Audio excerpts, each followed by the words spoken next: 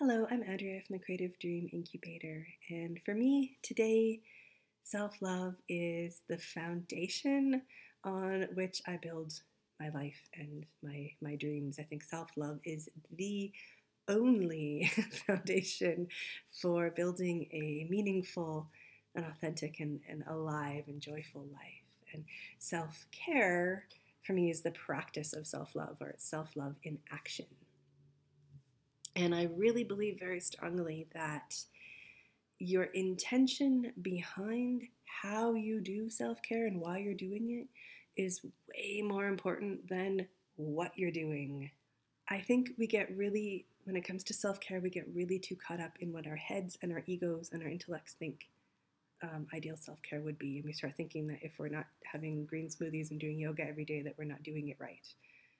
And it's sort of we can become very militant about that, and that activates energy patterns within us that are not loving, that are not caring or nurturing for us in any way. And so whatever health benefits we're getting from this good thing that we're doing become negated by the unhealth benefits of activating those energy patterns in us, of being mean and bossy and shoulding ourselves with what we're supposed to be doing.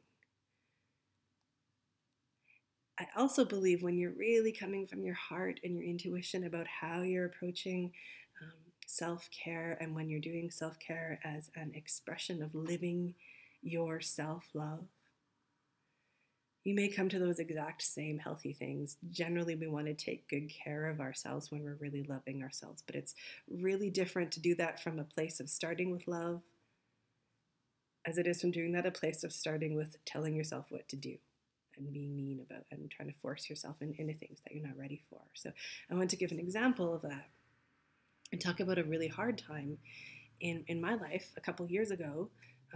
It's a long story that I'm going to try to make short, is that I bought the loft condo of my dreams and was so excited, and I sold my house and got ready to move, and then construction got delayed and delayed and delayed and delayed. And I ended up having to stay in my parents' basement for 9 months. So I went from being excited about moving into my dream home to like living in my parents' basement. And they're lovely people, and it was really generous of them, and I'm so grateful that I had that place to go. But it was also hard. I think you can imagine. I felt down. I felt like easily frustrated. I felt like everything is so hard, right? And I felt like making smoothies is hard. Like making myself go for a walk is hard. Like things felt hard, and pushing myself to do self-care, I just noticed how ridiculous that was, because I wasn't doing it in the spirit of love, and I wasn't connected to my heart in how I was choosing to treat my practice of self-love. So I gave myself permission to just really sit down, and this is what I think really good self-care comes down to, is that meet yourself where you are and then figure out what you need. What do you really what is your heart calling for right now? And what can you reach for? What's appropriate for where you are? What can you grab right there?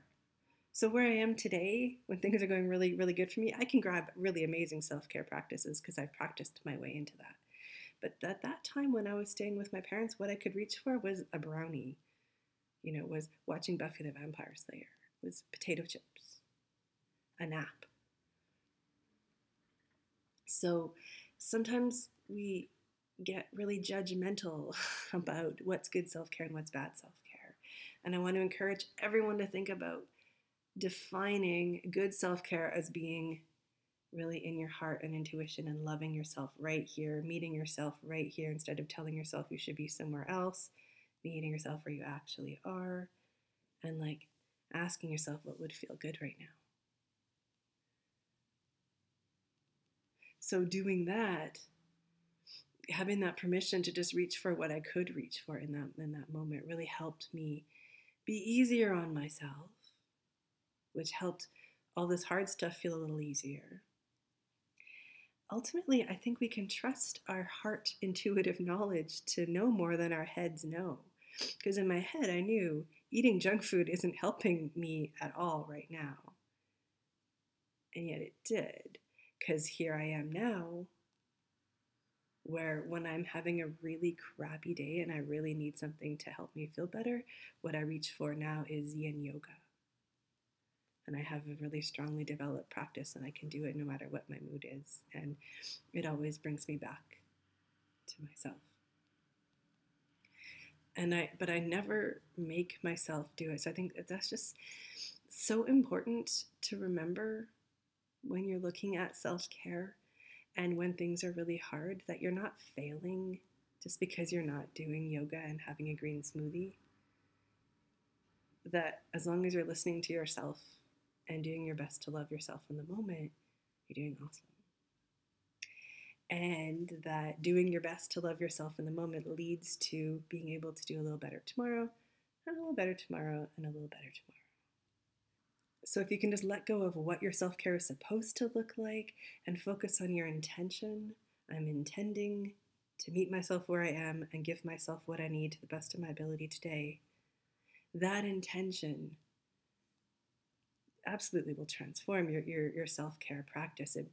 It shifts your energy and it brings you like energetically into a state of actually being able to receive self-love. Because when you're forcing yourself, I better do yoga as my self-care, you're not even in an energetic place of being able to receive.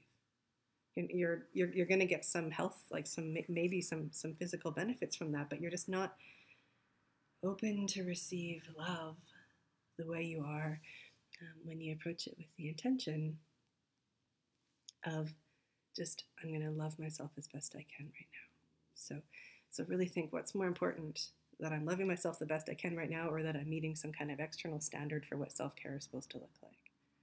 All right, so this inner focused self-care really leads to amazing places. It really helps engage and like activate your own ability to heal and transform yourself, and to heal and transform your life.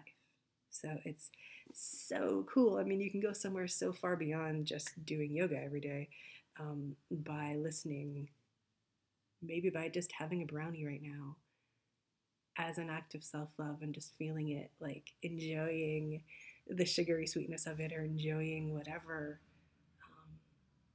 and enjoying it fully with the intention that this is an act of self-love.